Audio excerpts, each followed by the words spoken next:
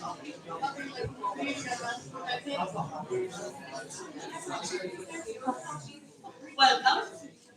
and welcome to the launch of DemTalks, Our Stories, Our Voices, Series 1, kindly sponsored by Hidden Hearing and created by the Dementia Carers Campaign Network, or the DCCN as we call ourselves. We fondly remember all family carers and supporters on this National Carers Week and acknowledge the work they do. I am Helena Quaid, Chair of the DCCN. And I am Paddy Crosby, a committee member of the DCCN and a member of the European Dementia Carers Working Group. We're delighted to see so many of you here this evening. Thank you for coming. Just a little bit of housekeeping before we begin. The fire exits. The door you came in behind you and the door here on my left at the back of the stage.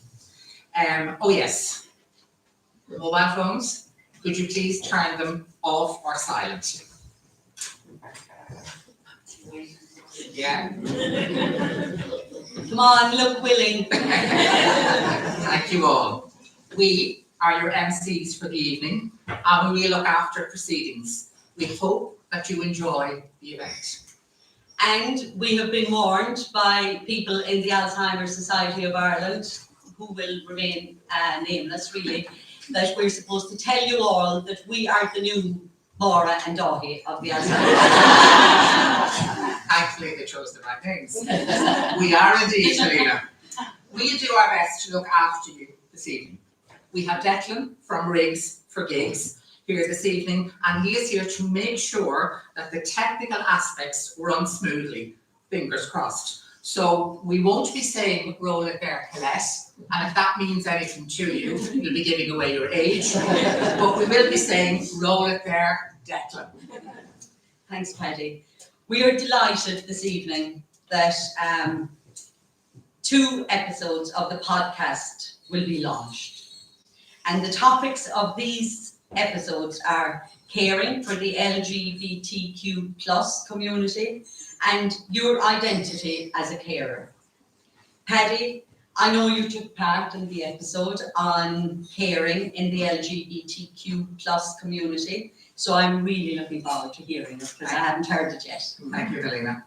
So it's also lovely that we are having this launch during Pride Week. Right, Mum. It is really. we get longer now. You see, I'm of an age when it wasn't even Pride Day. So then I moved up to Pride Week, so I feel I'm doing very well. But he reminded me earlier that it was Pride Month. So I have to say I apologise profusely for that problem. It's wonderful that it's been launched during Pride Month, and something that's particularly special to me is the visibility of diversity in the podcast. This visibility was very important to my beloved husband, Derek, who I looked after his diagnosis of early onset Alzheimer's when he was 58. So, first of all this evening, we would like to introduce Andy Heffernan, the CEO of the Alzheimer Society of Ireland, and we are delighted that he is here to officially launch the podcast.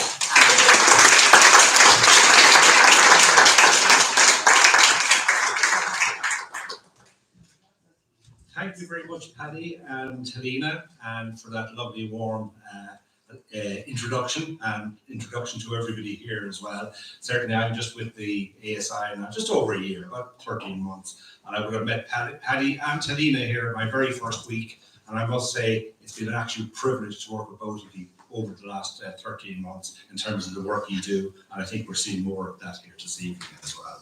So thank you very much for that.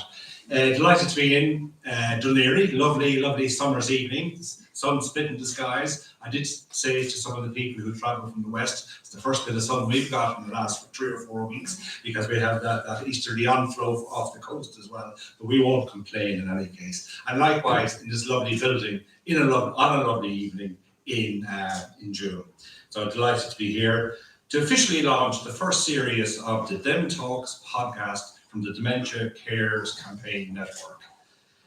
The DCCN has been an integral part of the ASI since 2014, so we're coming up towards a big birthday next year. Our Dementia Working Group is hitting that age in later this year, and the DCCN is just 1 year behind it as well.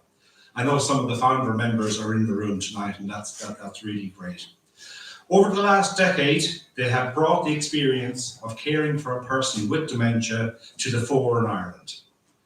They have lobbied government, worked to develop the National Dementia Strategy and the Model of Care, which has just been launched in the last 2 weeks, and supported the development of the Dementia Research Advisory Team, another key entity within the ASI. But most importantly, the DCCN, they've talked. They have shared their story publicly to challenge stigma. They took part in the ALS talks by the ASI to share the caring journey. They have talked to policymakers and to politicians, and they've imparted on them the importance of acting. They have talked to the team within ASI about what carers need, and tonight they launched their podcast to talk with carers all over Ireland. I believe that podcast is an innovative and important way to reach out to people caring for people with a dementia. And certainly the medium of radio is something I'm particularly fond of myself. I'm particularly looking forward to listening to the 6 or maybe 7 episodes that we'll have here. We know caring can be sometimes that bit isolating, and knowing that hearing from others in the same situation can bring a great degree of comfort. I got a preview of the podcast and was struck by how much the DCCN members want to help other carers. I heard the passion and the generosity while sharing their own stories, and I know it will be a wonderful success. And I must say, since I've started with ASI, I've really been struck by the activities within DCCN, but also the fact that so many people who are still very, very active may have lost their loved ones, but still want to contribute, they want to advocate, they want to talk on behalf of their loved ones, but also to support carers who maybe are newer to the caring situation. I welcome our panel discussion this evening on caring in the LGBTQ+ community. And I'm thankful that DCCN have shown such leadership in supporting the ASI to become better allies. As Helena said, this is Pride Month, and I hope that our organisation can continue to learn more about how we can champion the rights and care needs of people from the LGBT+ community affected by dementia. But not just those that are affected by dementia. Pride Month is still very, very important. People might say, well, you know, the battles have been won, we've had a referendum, everything is okay. I don't think it's okay. And that's why it shows once again, we do need a Pride Month. I think there's levels of homophobia, which sometimes we see through acts of violence in our city centre, still happening to this day. And I think we should keep that in the back of our mind with regard to being an ally of those who are part of the community as well. And likewise, it's something I would have looked for from my start in ASI with regard to diversity and inclusion as well, in terms of our own staff and volunteers, etc. So particularly good to see that the two align in terms of Carers Week and Pride Month as well. We appreciate the ongoing support of our collaborators, and tonight I want to thank all of those who gave their time to support the DCCN podcast series. We had an amazing range of experts, including experts by experience, participate in the project. But particularly I want to thank our sponsors, Hidden Hearing. The support of Hidden Hearing has ensured that the DCCN can continue to ensure that the voice of carers is heard in a new and innovative manner. As we all know, this is Carers Week, the theme of which is making caring visible. And with DemTalks, the DCCN are certainly making dementia caring very visible. I hope this podcast series will have a long life and will be a comfort to those who are caring for people living with dementia for many years. And I'm honoured to declare it officially launched now. Thank you.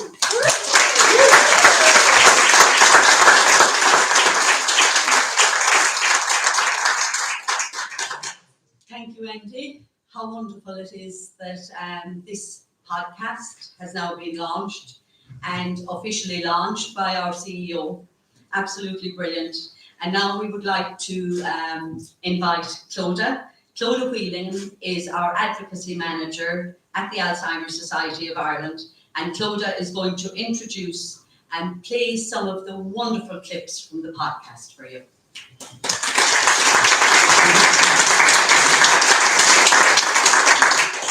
Thanks so much, Helena. I feel like Helena and Patty are a very hard act to follow. We're very brave standing up here after them. I want to thank the committee of the DCCN who planned out the whole evening and very kindly invited me to introduce the podcast clips.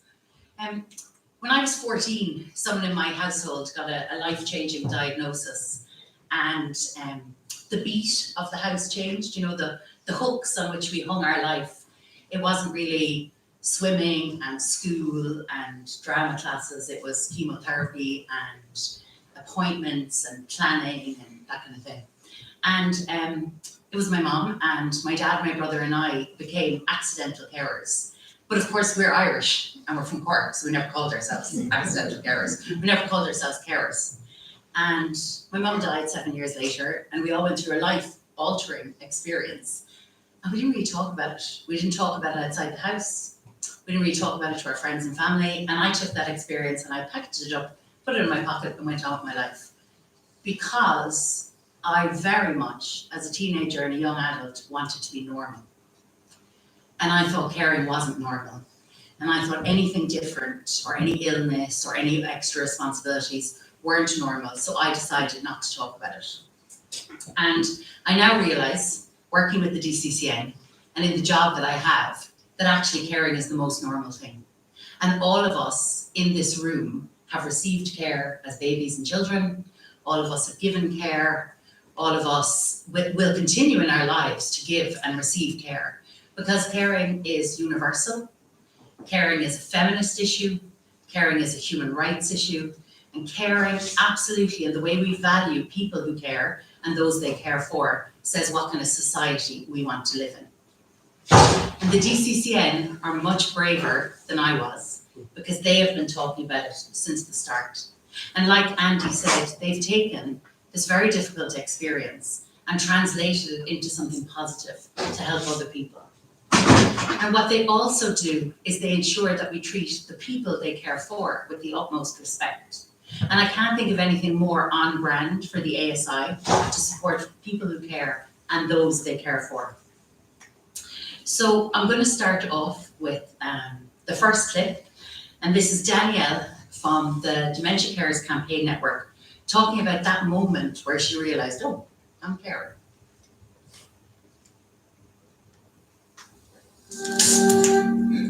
People would describe me and my mum, we were like husband and wife. I don't know if people took on which role now, but we were like husband and wife. But we lived together for 30 years, 20 of those was just the two of us.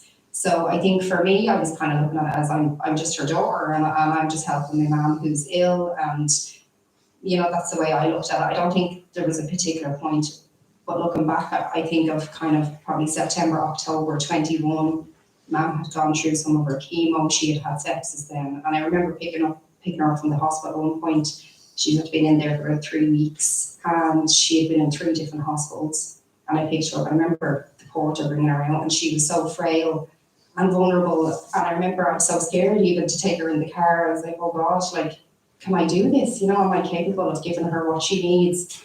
So I think it was at that point I knew, you know, she wasn't going to go back to the way she was. All along I had hope. Thanks, Danielle. The next piece is Susan, and Susan has some advice for professionals and reminds us, of course, that we want the person to be with us, because while we're caring, they're also caring for us, the relationships maintain, and there's some really good advice for professionals.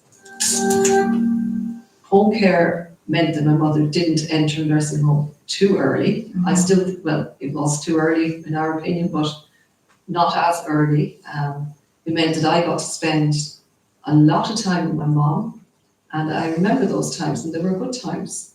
And I would say to any professionals out there, just think about you know, what it means not only to the person who's living with dementia, but to the person who has actually cared for them, that they have somebody there to look after them. Yeah. And that you don't, like the worry that we had, excuse me, when my mom was at home with me, okay, I worried about her a bit, but not that much because I was able to do something for her. But as soon as she entered the nursing home, or if she ever was in hospital, I had more sleepless nights, I think, worrying about her when she wasn't at home. Thanks, Susan. Just shows the importance of home care.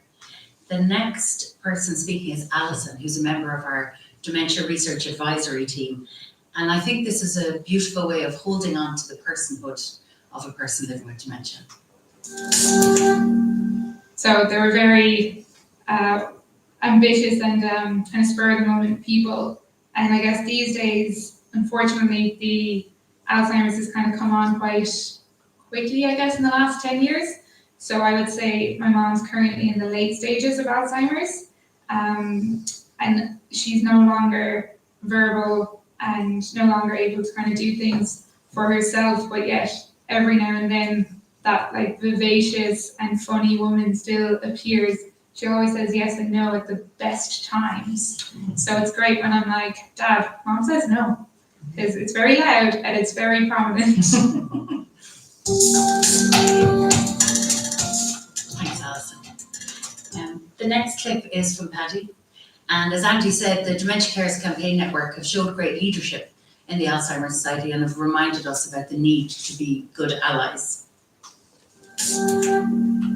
Derek, when he came to Dublin, he would have been very much involved in the Hirschfield Centre, so he goes back into the history of gay culture in Dublin.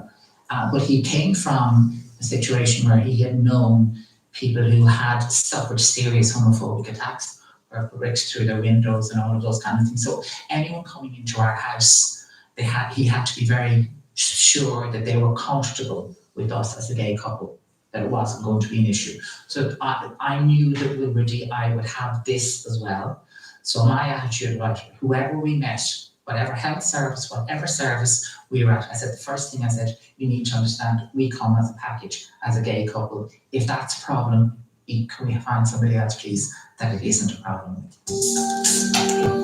Really good advice from Patty. The final piece is from Philip Connaughton, who cared for his mom, who was living with dementia. And I think it's really fascinating. A lot of the family carers that we speak to would say that they find new skills as the caring journey goes on, that they realise, God, I didn't realise I could do that. Or sometimes they think, oh, maybe I was meant to do this because I can do X, Y. Philip will explain it a lot better about finding those skills. And I think being the gay son in a family of 5 boys, and also being a dancer, I had very little fear of the human body and a fascination with the human body. And the aging body is as beautiful as any body. And so I started to use my knowledge as a means to helping her, both cognitively and physically. You know, how she stood up, how she sat down when I was showering her, when I was, you know, looking after her personal hygiene. It was very interesting because you wouldn't normally think as a dancer that, you know, these things would become useful in such a different way, and I could really take advantage of all of this knowledge to make her life a little bit better. Thanks very much, Philip. I'm sure you'll agree that they're brilliant previews, and hopefully you'll all listen to the podcast when it's there. I'm going off script now. Judy's going to kill me, but the members of the Dementia Carers Campaign Network who aren't on screen this evening, and I was just wondering if you could just stand up. Because they're the people who've made tonight possible, and they're the people who have, someone will have to start. We'd just like to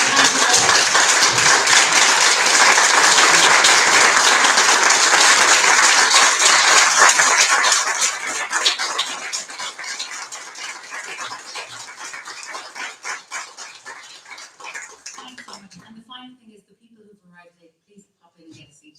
We're not standing on ceremony.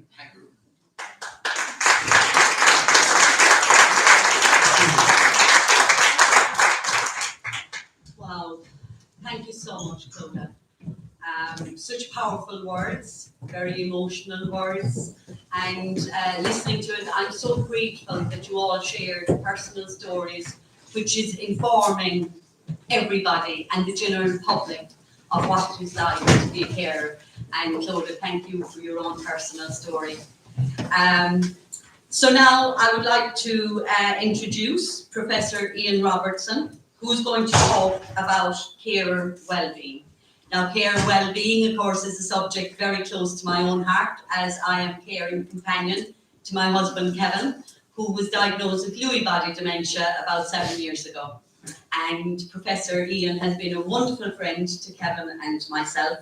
So thank you very much for joining us this evening.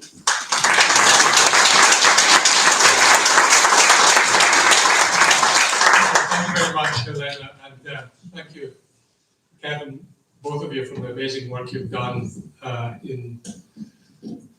recently in the Camino with the Global Brain Health Institute, and just really changing the whole dialogue, the whole thinking about this dementia, which is going to affect 3 times as many people in the world by 2050 as it does now. And we know how many people suffering this way there are already. So this is everyone's challenge. And I must say I was really moved. Paddy, thank you very much for these are brilliant podcasts. And I have had no experience as being a carer for dementia. Both my parents died of, I think, vascular dementia. I don't think they were properly diagnosed. But and so the worst thing I thought is to hear Robertson come here. I'm just going to set my timer here so I can talk like a drain. I didn't want to come as a Pollyanna, because caring is tough. I know how tough it is. And however, we've heard the moving testimony of the carers in that wonderful series of podcasts. And actually, some colleagues in America run a program for people with dementia that are carers. And I just asked her one time, could you ask people, were there any positives about this disease? Were there any positives? What could be positive about getting a terrible disease? But it was astonishing how this was in America, and I haven't done the same thing here, how many people said yes, there were positives out of that terrible situation. And a lot of these positives are actually, when you think about it, are kind of borne out by the science. I'm going to tell you a little bit of the science, and not come to tell you, who is carers or people with dementia. I haven't walked the walk, so I can't tell you what to do. I can only offer you some of the science and see whether any of that is of any use to you. But my own mother, for example, was tortured with worry her whole life. She was a worrier. And really, it took her sucked so much pleasure from life, just the constant anxiety. Yet, when she developed vascular dementia, she became a carefree little girl. And it was something beautiful about how she escaped this prison of worry that she did her entire life. That's just one personal observation I've made. My colleague, dear colleague Bruce Miller, University of California, San Francisco, our partners at the Global Brain Health Institute, he has published several papers. There's a small proportion of people who develop particular type of dementia, called frontotemporal dementia, who actually develop creative skills. Because the language centers of their brain are affected by the disease, and because the two halves of the brain are kind of always trying to inhibit each other, if one of them becomes weakened, it kind of releases the inhibition on the other, particularly in the right hemisphere, and suddenly there can be a musical or a visual artistic release, if you like. So again, I don't want to be Pollyanna here, this only happens to some people, but I just want to ask the question, I was just thinking about what you said, Helena, about identity. What am I? And what is you? What is me? And actually, we're not our bodies, because every cell in our body, well, we're not really our bodies, because every cell in our body has changed many times in a lifetime, except one set of cells, which are the brain cells and central nervous system cells. They don't replace most, with some exceptions. So what we really are, what I, myself, Ian Robertson, this kind of person in front of you, I'm just a package of information, okay? Package of information, that's all I am. And that information is stored in the connections between brain cells in my brain. But here's the fallacy, and it's a fallacy of my own neuroscience, individual psychology, the focus on the individual brain. This trying to understand human behavior in terms of what's going on inside you. But actually, Ian Robertson, none of you exist outside your relationships with other people. We grow up in a network of brains. Our identity is embedded in a network.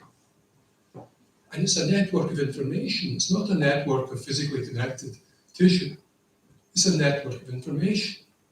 Now here's the good news. We know in physics there's a law that, Newton's law, that energy can neither be created nor destroyed, okay? Energy exists and you can't make it and you can't create it, you can just transform it. Well, apparently in quantum physics, there is something equivalent that says that information cannot be destroyed, okay? So what this offers us is a kind of digital immortality, okay? That this thing we call ourselves, who we are, our identity, is actually a network of information spread in a whole invisible connection with a whole lot of other nodes of information we call other people. And what that means is that when someone dies, actually, because the self, Ian Robertson, is just a story I tell myself. The individual self we now know from neuroscience is a bit of a construction. It's a bit of, actually, the different parts of the brain are doing different things. Much of what we do is determined unconsciously. And we try and create this illusion of the pilot steering the plane, and we call this the self, and we spend a lot of our lives trying to enhance or protect the identity, but it's actually a bit of an illusion. And one of the privileges of getting older is, if you're lucky, you become less attached to the struggle to protect and enhance the self. The ego becomes less important. You become more focused on other people, if you're lucky. And we heard about the caring and just the privilege of caring. And the awful challenge of caring as well. But the privilege of caring is, and it's easier for women to do this than men on average, because women, the way their egos, their selves are represented in their brains, are more connected in their relationship than men in Western cultures. So it's easier for women to escape this rather arduous struggle to protect your ego and defend your ego and expand your ego that we see powerful men in the world like Putin, Trump, and Boris Johnson doing, pathetically in the 70s and 80s. So there's this a sense in which there's a kind of almost a spiritual journey, if you like, of which most religions, all religions, I think, help try and offer a path towards this escape from the ego, if you like. And I think that caring is potentially can offer that kind of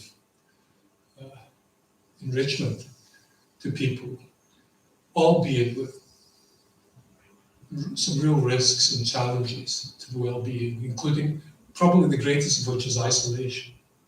Probably the greatest of which is isolation, which is what makes the Carers Network such a wonderful wonderful organisation. And I am so privileged to speaking to this organisation tonight.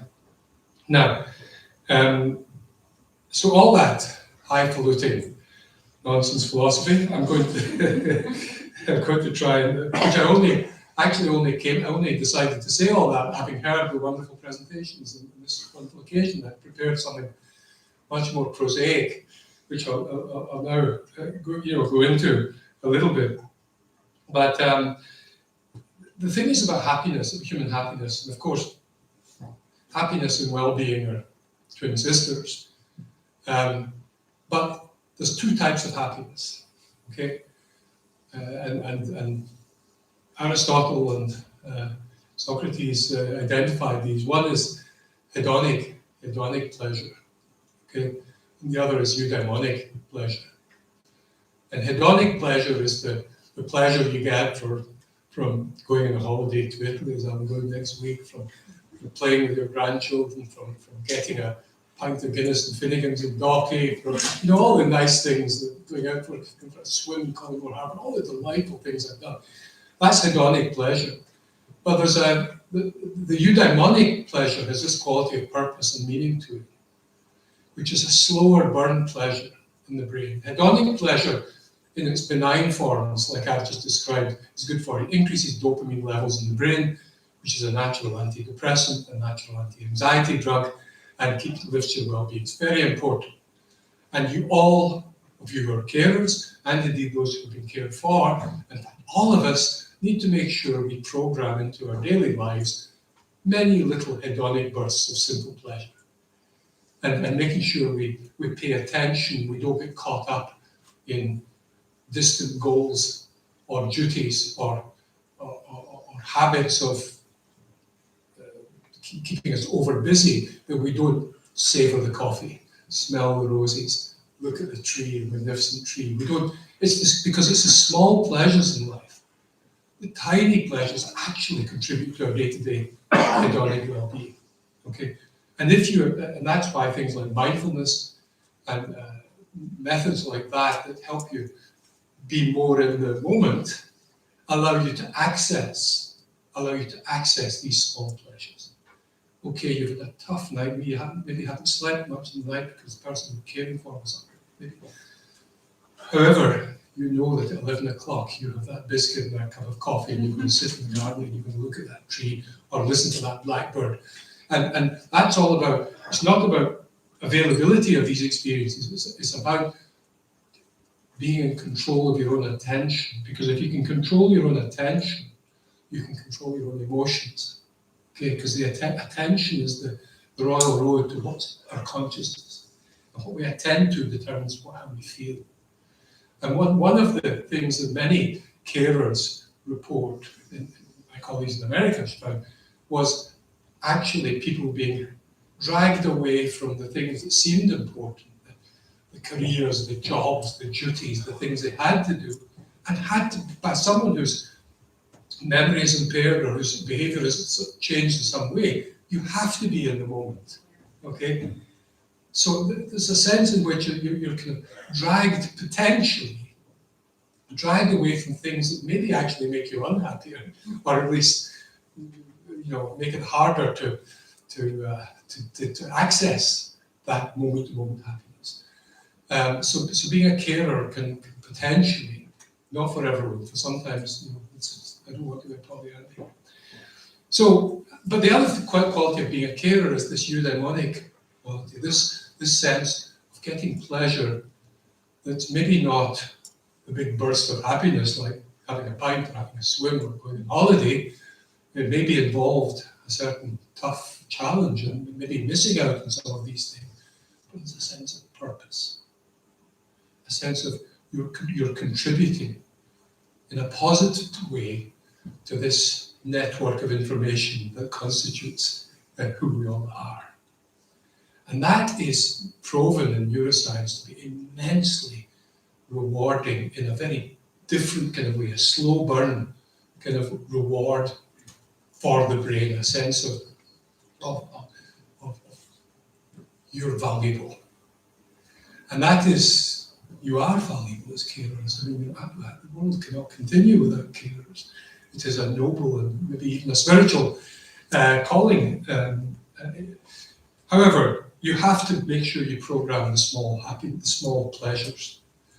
And sometimes that can be hard. You have to program them as if it's an appointment with your doctor, and you have to do it regularly. You have to make sure your attention is not sabotaged like these things sabotage your attention.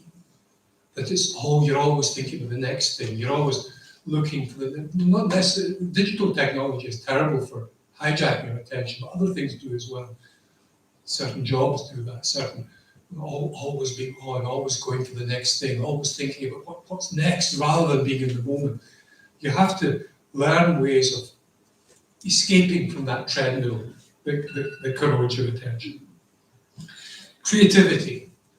Sometimes you see a brilliant carer sometimes as an awkward or a difficult situation or distress, which you'll see a carer, a nurse, or someone turning that into a song, or becoming creative, expressing their own personal creativity in jiu-jitsuing a negative situation into one where they get a sense of accomplishment because they've creatively responded, or a funny quip to a strange comment.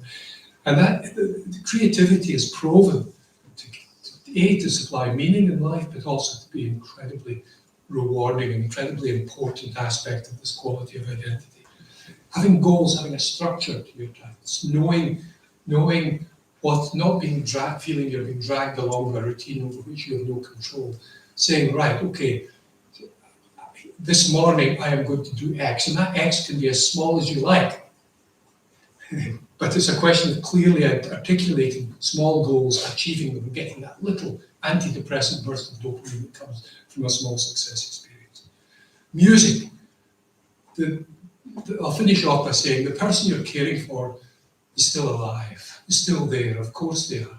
Not just in body, but also the information that is their lives, that is embedded in a network of other people, can be accessed by the right creative quip, but often by music accessing, music that's familiar to them. You can start by things like contact with young children.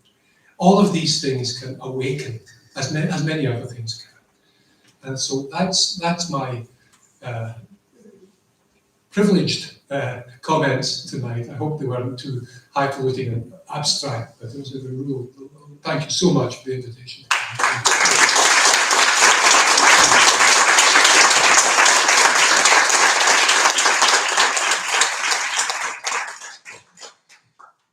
Well, thank you very much, Professor Robertson. That was an extremely interesting talk. I hope we got some kernel of understanding of what it is to be a carer. All I can say is that having been a carer, I did it for my mother and I was able to do it for Derek. It was a privilege. There are moments that I treasure and will never, ever forget. And I know that I speak for all of my colleagues on the DCCN that we are privileged to be carers and have cared for the people that we love. And to follow on that point, I'd just like to say again, Professor Robertson, thank you so much for sharing. And also, I think the word that I will go away with this evening is the emotional enrichment of caring, as you said. And I think it's looking at it from, you gave us a 3D perspective on caring, because I was inside in my box caring, and now you spread it a little bit. So over to Paddy. Thank you.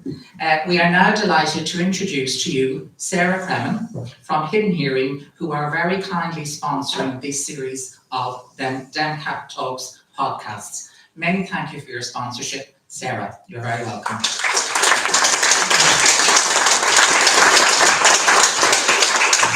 Hi everyone, I'm Sarah. I'm the Affinity Marketing Manager at Hidden Hearing, and I head up our wellness and hearing health programs. I'm delighted to be here with you all this evening to celebrate Carers Week and the launch of DemTalks, the fantastic new podcast by the Dementia Carers Campaign Network, which Hidden Hearing are proud to be sponsoring. I would like to acknowledge all the carers in the room this evening. While caring for a person with dementia can be a rewarding vocation, we also know that it can be an isolating experience, and oftentimes it's one that no one prepares us for. A huge well done to you all in this room for uniting to help others in a similar situation at a time where they need your support. My own nan, she suffered with dementia back in 2005. Well, as a family, we look back with fondness on some of the funny moments that we had, moments of lightness and laughter that we had during those times. Overall, it was really challenging for us all.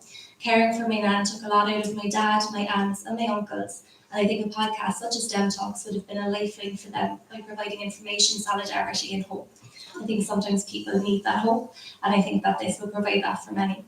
You might be wondering what hearing health has to do with dementia.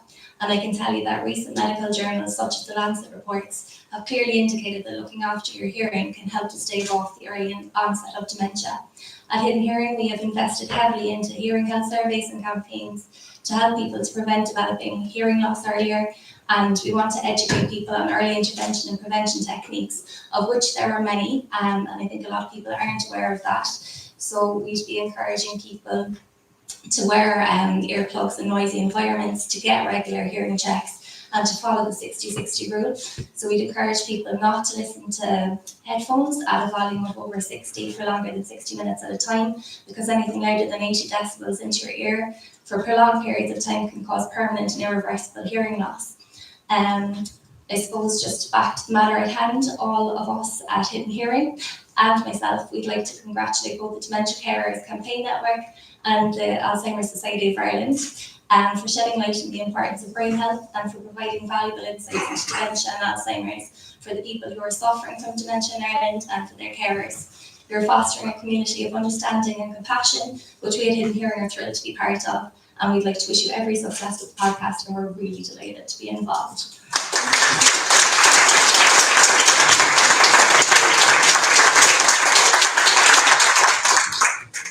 Thank you very much, Sarah, and we are delighted that you're on board with us.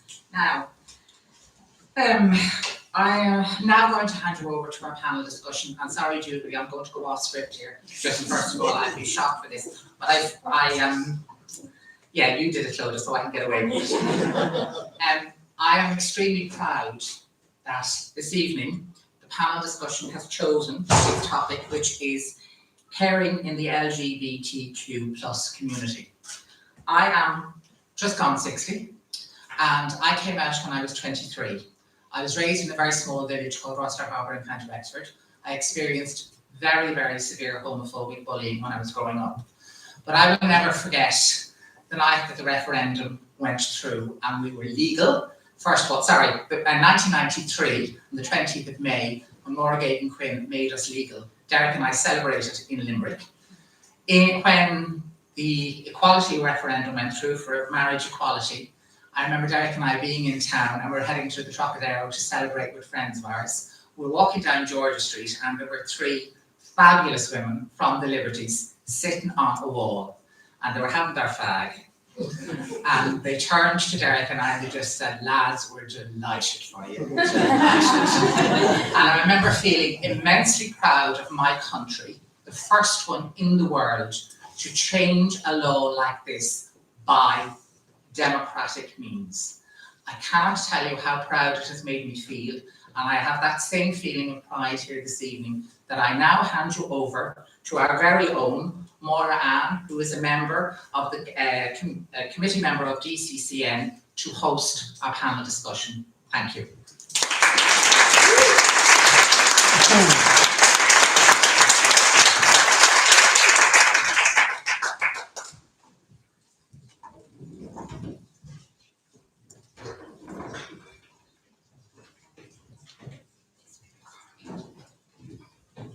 Thank you, Paddy. Quite the introduction. I'm delighted, immensely honoured to be the host of this particular panel and taking part in this discussion with James O'Hagan. He is the LGBT Champion Programme Manager at LGBT Ireland, and Zoe Hughes, Senior Policy and Research Officer at Care Alliance Ireland. And actually, it's Care Alliance who organise National Care Week I would like to personally, and on behalf of the whole group, to thank you as the Care Alliance for all the work you put into Carers Week every year.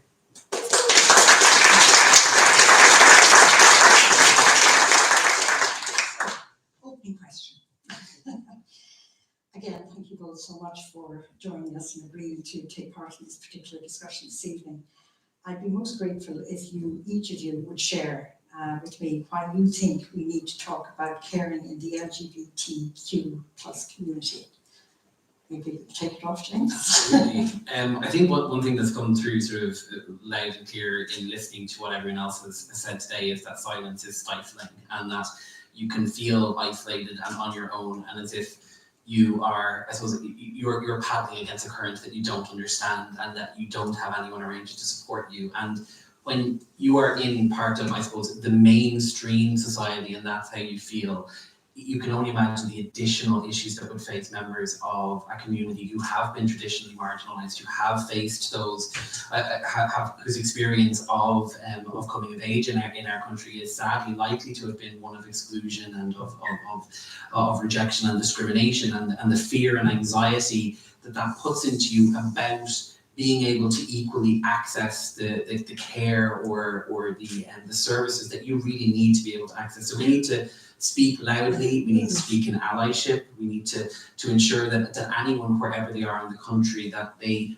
know that services are there to meet their needs and will be able to, I suppose, to treat them with respect and dignity, either if they are a carer or in need of care. Thank you, James. Sorry? Yeah, I mean, thank you. I think the important reason to talk about it is because nobody is. You know, I'm a big believer if nobody's talking about it, then talk about it. You know, it makes for some awkward conversations in my life in general, but I love them. So, but I also think that for a lot of people, people outside of the LGBT community or even other minority groups within caring, I kind of go, well, caring is just caring, surely. Like, I mean, it's the actual experience day to day is going to be pretty much the same. You know, that maybe the health impacts, the financial impacts, but also the really positive impacts, that we've heard about. But I think, if you're the experience of caring might be similar, but the way that it interacts with different, being a minority, is going to be different, and the solutions that might work for you are going to be when you're in the LGBT community, like, you can feel very isolated, you can feel very alone. You've maybe grown up in small towns, in Ireland, like a lot of us have. And dealt with that. So it's just nice to have different types of community together. So if you can find someone who is actually really like you, it's amazing. Yes, exactly it. And I really wish I could go to the Pride March, but I can't because I'm caring for my mum and I'm missing out on this big chunk. But maybe there's ways around that. Maybe you can talk to the person who wouldn't normally come in on a Saturday, for example, and say, look, is it possible? This is a big deal for me. Like, it's a big, whatever that might be. So I think there's some other reasons. Thank you. And if I could follow on with yourself, Zoe, sorry. You mentioned. We actually had this discussion. We did.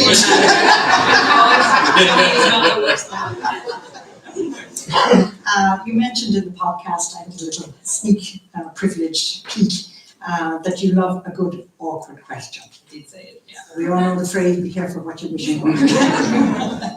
So here it comes. Listening to podcasts, it's obvious that you have so much passion for this particular subject matter.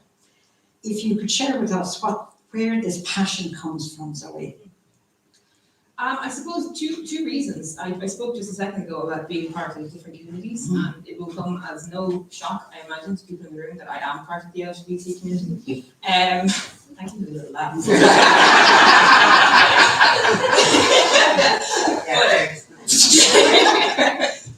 So I grew up again in a small town, and I helped care for my great aunt who lived with us for a long time, and I also then became a carer for my mother when she had cancer, and she passed away after a very short but pretty strong illness. And so I've kind of seen both sides of it, and I just think I know how isolating it can be to be part of either one of those communities. And to be both, it can really, really, really suck.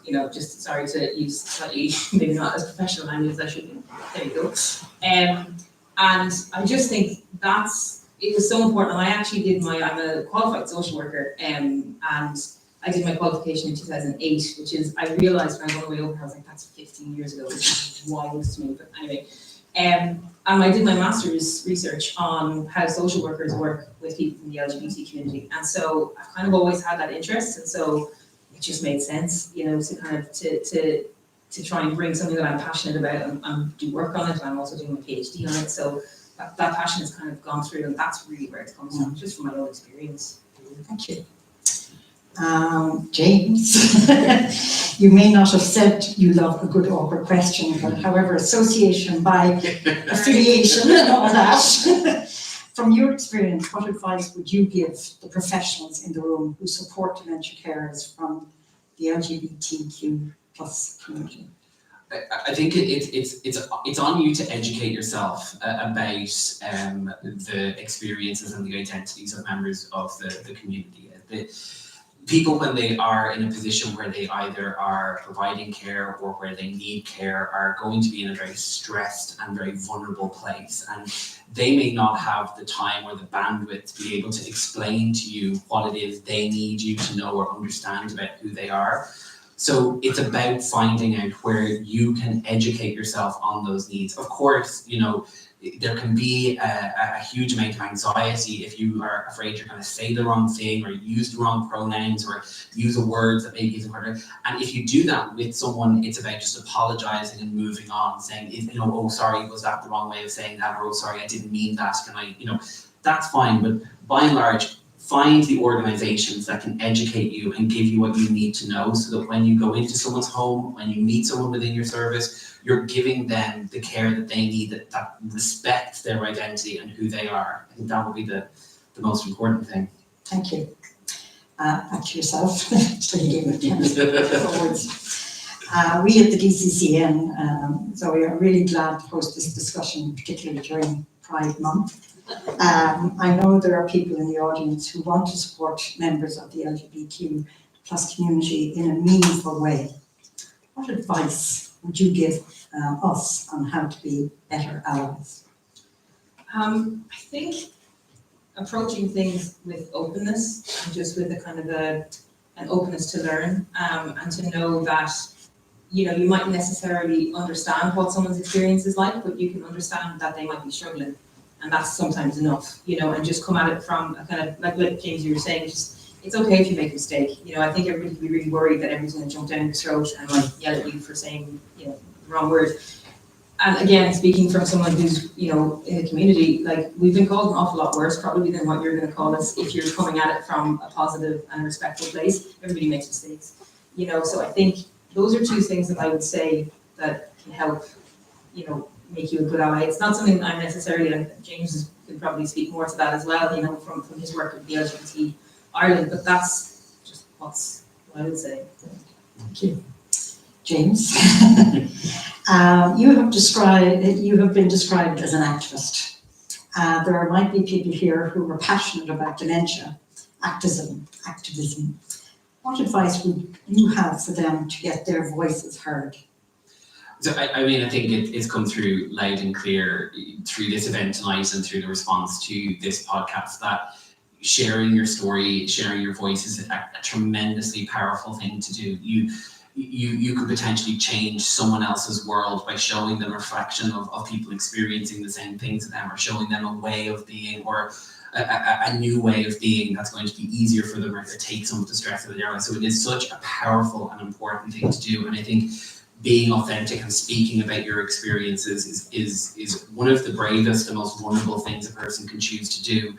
My advice would be, find the people who will have your back, and that find the organizations that you can work with that you can trust, because the resource you're going to be using when you choose to enter an activist area is your own lived experience. And that's, you know, that can be draining. That can be something that, you know, you need to be able to replenish. So it's having people around you who support you, and knowing that you are kind of safe to just sort of, you know, have that support. I think that's probably the most important thing, I'd say. Last question. Zoe?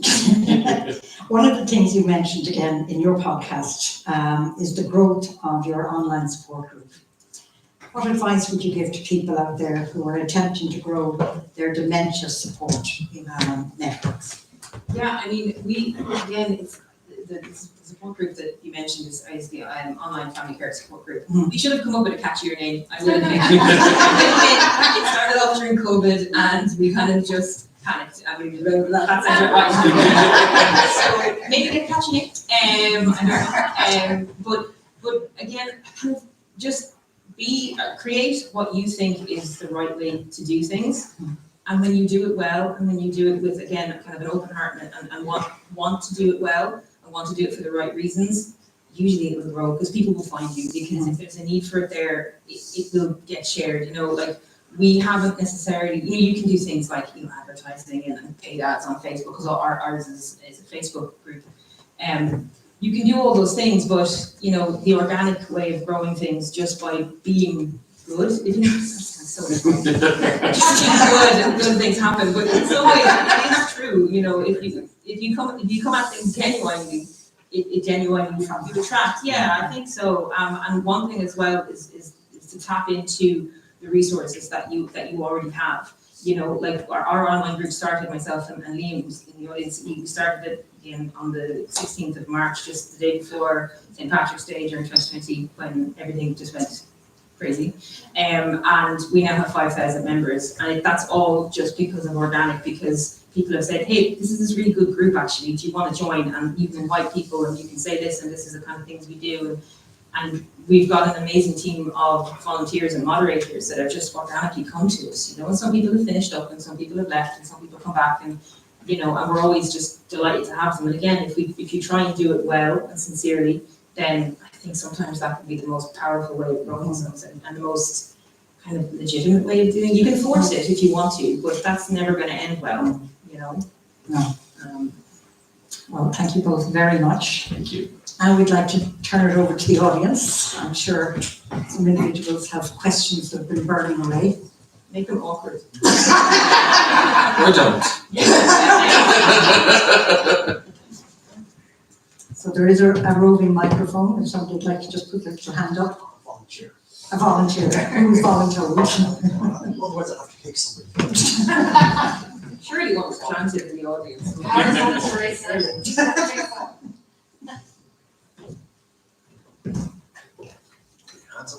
There you go. Hey, off. Hey, off. Hi, that was really interesting. Thank you so much. I'm asking this question with a professional interest. I work at the Irish Museum of Modern Art, and we're about to launch a programme tomorrow that will hopefully offer creative experiences to people in caring roles that support their well-being through creativity. But I would love to know, what are some of the things that have brought you joy during the times that you were caring, Zoe? And you spoke about your role as a carer, and I just think it'd be interesting to hear about that.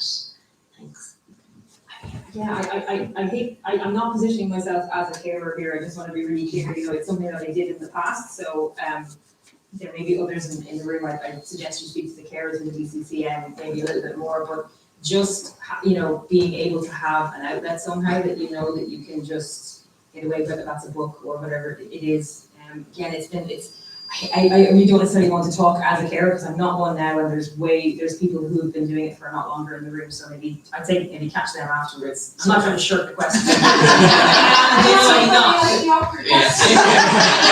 do like an awkward question, but I also don't want to be speaking on behalf of a group that I'm not currently part of. Do you know that sort of way? Like, I really don't want to do that, but just ask as many carers as you can. You'll get as many answers back probably about what brings you joy, because it's all about the individual person.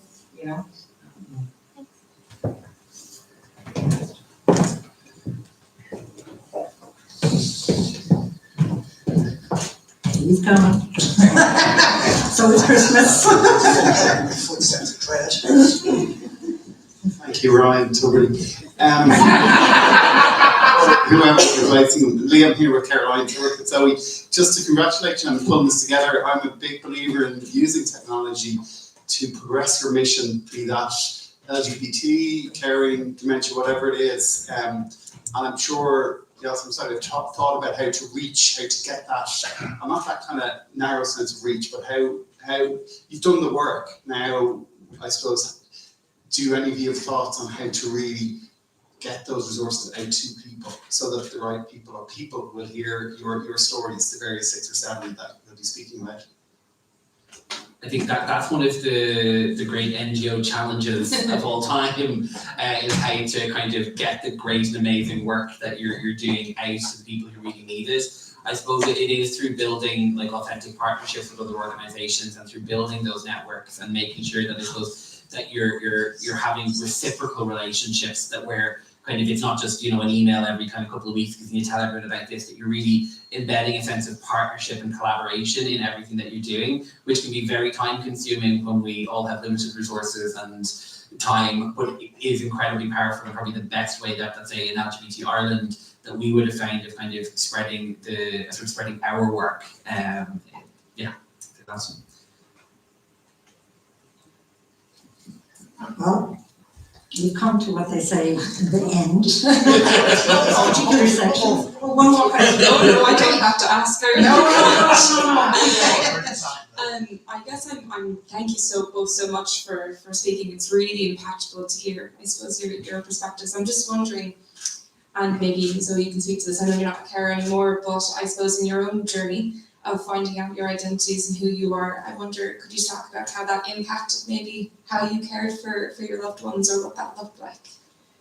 Sure. I mean, again, it was a long time ago, and by the time my mum got sick, I had already come out, and so it was never an issue in my family. I was very lucky in that way that it was all fine. It didn't really impact me. I was the one who's living closest to home. I was up in college doing my social training when she got sick, so I was the one who's just the closest. And both my brothers were kind of in England, and I was over in the West. So I mean, I'm not too sure, to be honest with you. It's kind of it's a funny one, really, because I was so young when that happened. I was only 24, 25. So, and again, my father was the main carer for sure. He did all of the heavy lifting, literally, to be quite honest with you, at times. And yeah, I'm not really. It's a funny one, really. I talk an awful lot about the intersection between, you know, the LGBT community and caring community and how I've been part of both, but I don't think I've never even reflected on that myself. I really shouldn't have. You would think I wouldn't have, but I didn't apparently. So yeah, I mean, I was very lucky in that, like, my family was absolutely fine with my sexuality. It was never even an issue, to be honest with you. I made it more in my head than anything else. I think that might have cost me some time with my mum, because, you know, but in general it didn't. We all just dislike each other off, just on anything and everything. So everything was fair game in my family when we were caring, which got us some funny looks from the nurses. I'm sure people here will understand that when you make a very dark joke if you're a healthcare professional.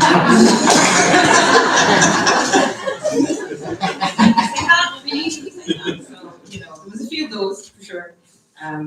Yeah, sorry, I don't know if that answered your question, actually. Sorry about that. For you, anything. This, as we said, is Pride Month. Yes. And the rainbow flag can be seen flying lots of different organisations and that. But come 1st of July, what is, James, in your opinion, what do organisations, particularly health service and that kind of thing, need to do so that people from the LGBTQ plus community know that it's okay to access their service? Yeah, so I think first and foremost, the Pride events and the Pride flag should be the cherry on top, not the entire cake. It needs to be it's about making sure that training is embedded at every place possible. So trying to include training around LGBT identities within inductions, having plans for people in HR.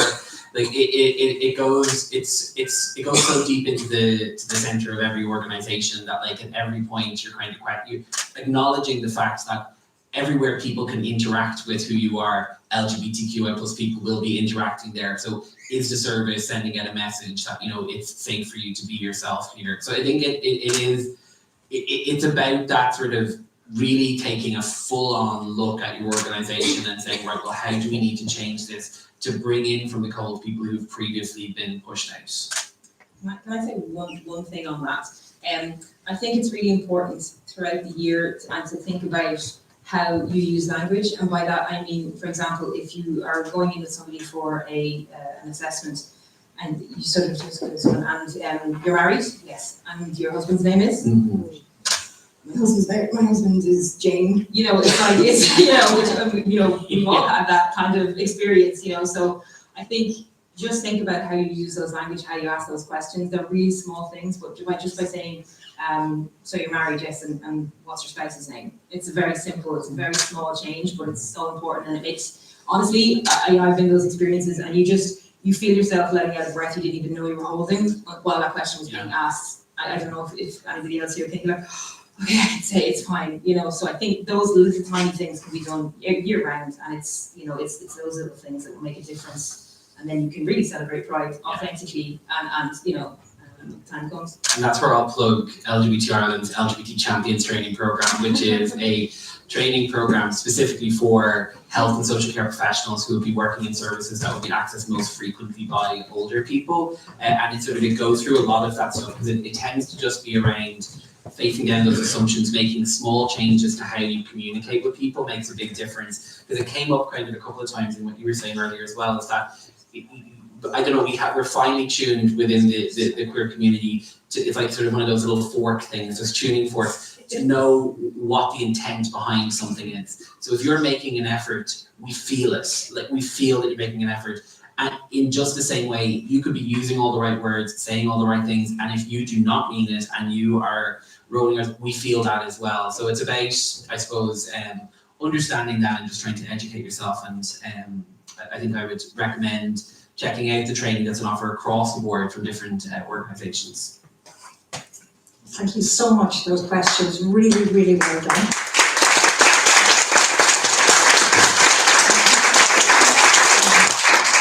Really sincere thanks, James and Zoe.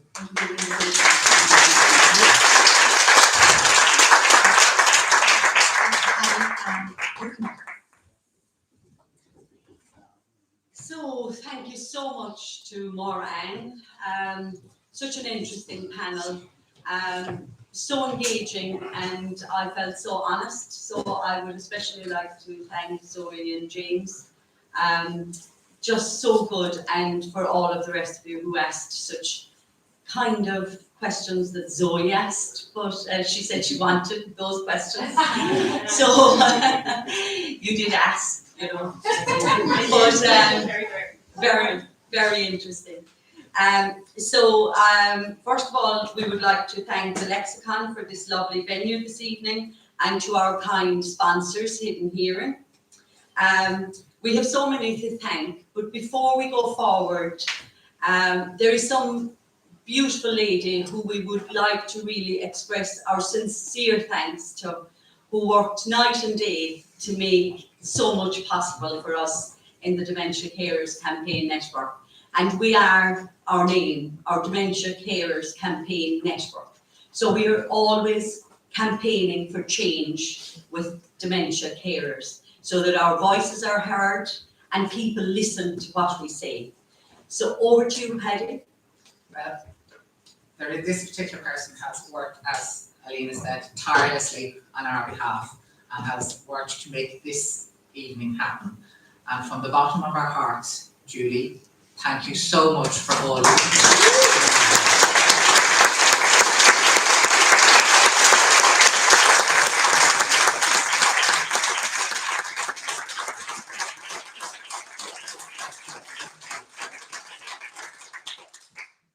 So now we would like to thank some others for making this evening possible and for making this podcast happen.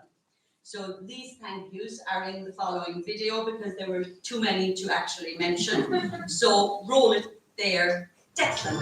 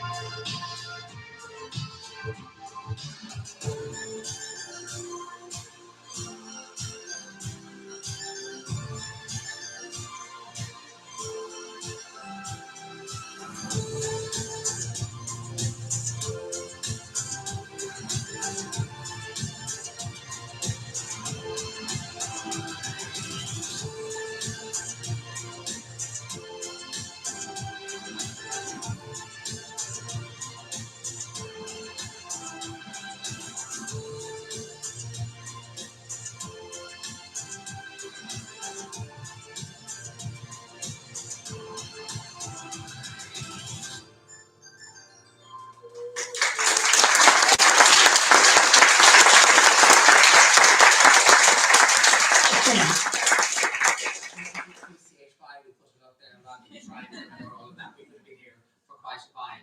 Anyway, we do hope that you will all enjoy listening to the podcast, and it will be available wherever you usually get your podcasts. To finish the evening, we have a lovely clip from our episode on post-diagnostic supports, where Mike Heffernan sings a song that he wrote in memory of his mother, and he very kindly donated proceeds to the Alzheimer Society of Ireland to fund creative activity through ASI centres and community countrywide. It's called A River Rolls On. We hope you enjoy it. Thank you all again for coming here and sharing this evening with us. There will be refreshments. We'll serve outside afterwards in the room we came through. We do hope you will join us for a chat and a catch up. And now, one final time, roll it there, Declan. Thank you. My mum's life is like that of a river that has started on high and mountain as a kind of stream and made its way down into the valleys and nurtured as it went along on her journey to the ocean. And I use images like the oak tree for tough times that you have to get around and passing the weeping willows. And she was a great lover of nature. So, and I felt that it was time that she should really get to the ocean. And we wanted to be there with her on the journey and make sure we were there at that moment as well. And there was a verse in the song, part of the song, where I said, "Go now, your time here is done." And I felt so guilty about that for so long. And I rummaged around my head, should I really include this? Was it not? But in fact, I then felt it had to, because we all feel this, And so I left it in the song, and then we recorded it with the Forget-Me-Nots. And they had a hit single, and we had a video call, and it was a powerful moment. Great to work with the guys there, and I continue to work with them.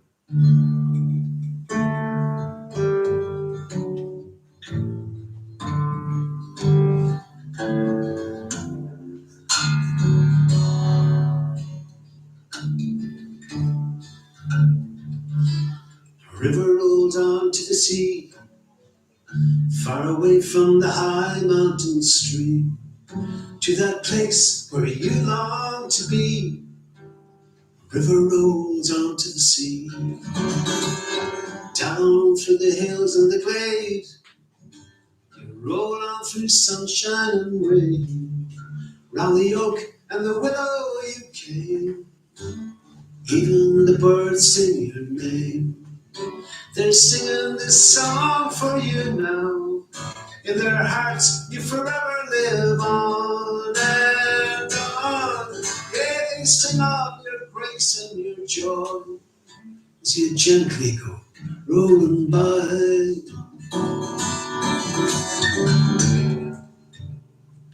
With a tear and a smile,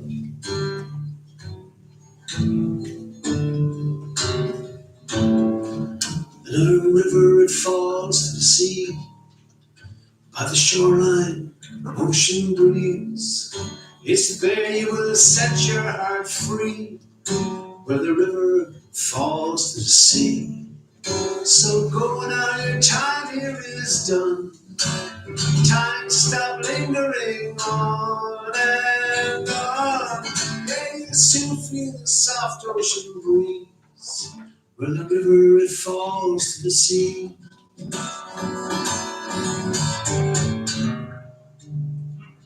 It's where you long to be now. So roll on, yeah, roll on, roll on, roll on, and soon we'll be with you there, breathing salt in the air. Remember the moments we shared. So go set your sail and sail away.